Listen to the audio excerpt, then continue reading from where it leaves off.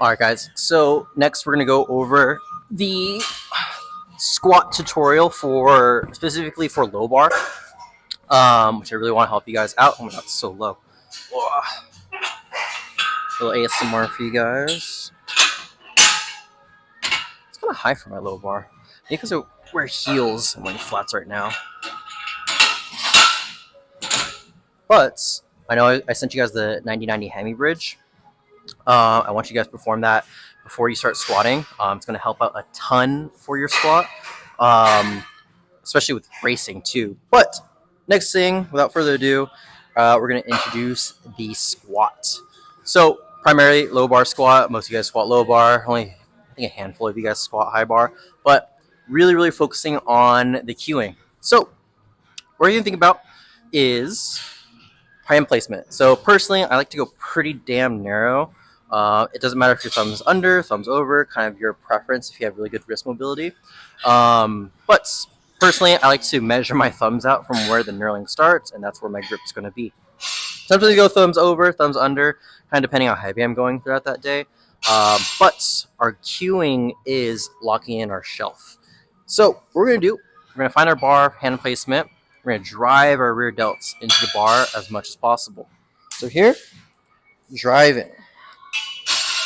So here, my rear delts are locked in. I do notice when it comes to finding that shelf, people kind of go super under or like a little bit too high when it comes to low bar. So that's why I usually say start from behind and drive it into the bar as much as possible. Sometimes too, when you don't have your thumbs under the bar, you're actually able to feel out into your rear delts a little bit more. Personally, I don't think about like squeezing the shit out of the bar throughout a squat. I kind of just letting it be more loose in my hands. So go ahead and grab the bar. Boom. I'll go thumbs over just for feeling out the rear delts a little bit more. Go ahead and drive. Driving. So rear delts are locked in. Next thing I want you to do is step up completely under the bar. I know some people like to unrack here, way too far. Literally get under the bar as much as possible. Go ahead and take a deep breath. Stand up. We're going to take 1, 2.5 steps. Find our positioning. Next thing I kind of want to think about is cueing with my feet. So again, big toe, pinky toe, heels, driving into the floor. Call it tripod feet. Drive as hard as possible. Width of the squat really depends on the person. Again, I do have decently long femurs, but I think going too wide sometimes irritates my adductor. Going too narrow, I skip out on depth here and there. So I'm thinking about just more neutral.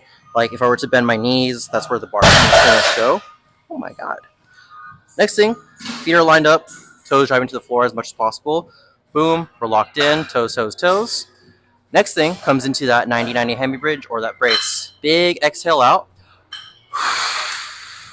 As I do that, notice how I bring my ribs down, compress my ribs down in this position. I take a deep breath in, hold.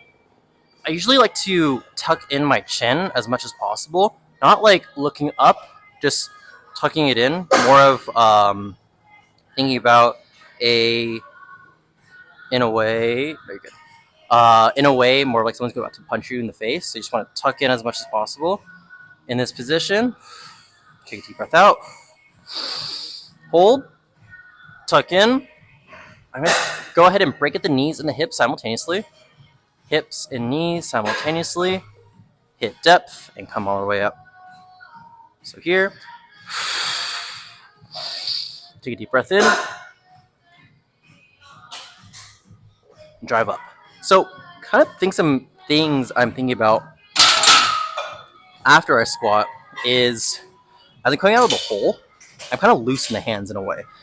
Thing is, the more you kind of squeeze down to the bar and bring that bar down with you, and as you're coming back up, it's going to be a lot harder for you to kind of get out of the hole, and it has a higher chance of your hips rising. I want the bar to be a little bit more loose in the hands, but still getting a good grip of it. I don't want you to just like totally let go of it and have the bar fall back and dump the bar, and you and all your friends or have no more toes. Everyone gets injured. But the goal is loosen the hands on the way up and really thinking about just driving with your feet into the floor as hard as possible. So I'll go ahead and demonstrate again, step by step. So step 1, we're gonna find our grip. Step 2, lock in that grip. Well, it can be 1.5.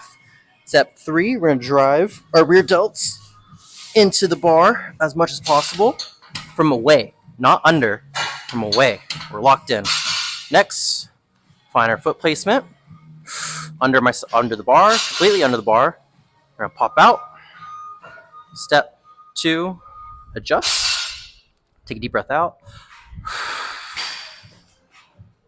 Exhale. Inhale through the nose, tuck in the chin, break at the knees and the hips, drive up. So really push that bar on the way up. And you get a little, it's gonna feel a little bit lighter on the back if anything. Notice if I squeeze the shit out of the bar, I go, my lower back's gonna kind of start going up first, which we don't want. So there's some cues for squatting. Hopefully that helps. Another good cue, bonus cue, if anything, is the belt to heels cue. So, or if you don't have a belt, belly button to heels. So as I'm driving down, all this right here, driving down towards my heels, help out a ton with depth. But I don't want you guys to think about being a lot of extension. It's going to be so hard to hit depth. So here, scrunch down, drive down. So you just want this down here, kind of like a sumo wrestler in a way, where they're kind of like getting ready like this, or someone's going to hike the football. But that's going to help out a ton for squats. I know it's a long video, but hopefully this helps, guys. Shoot me any direction or any questions if you have any questions regarding the low bar squat.